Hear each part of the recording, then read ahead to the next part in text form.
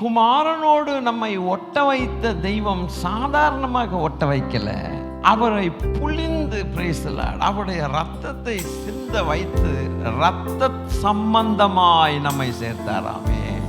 அவருடைய சரீரத்துக்கும் அவருடைய ரத்தத்துக்கும் இன்டெகிரல் பார்ட்டாக நம்மை ஐக்கியம் ஒட்ட வைத்தாராமா பிதாவாகிய தேவன். இன்னைக்கு இந்த அந்தஸ்தை கொஞ்சம் நம்ம உற்று பார்த்தால் நம்மளால ஆண்டவருக்கு எவ்வளவு நன்றி சொல்லணும்னு தெரியாது. உண்மையான நிலைமை அதுதான். இதை புரிஞ்சிக்காம இருக்கிறது எவ்வளவு பெரிய ஆபத்து என்பதை கொஞ்சம் யோசிச்சு.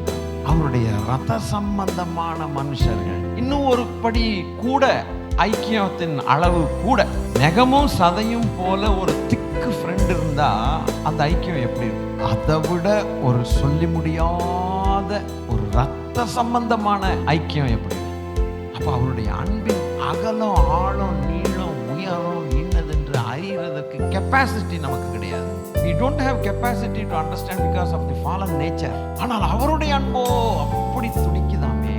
ஒரு மனுஷன் அழிகிறது அவருக்கு பிடிக்கவே இல்லையே. அவர் சாகிறவனுடைய சாவை நான் விரும்புவதில்லை என்று சொன்னார் அல்லவா.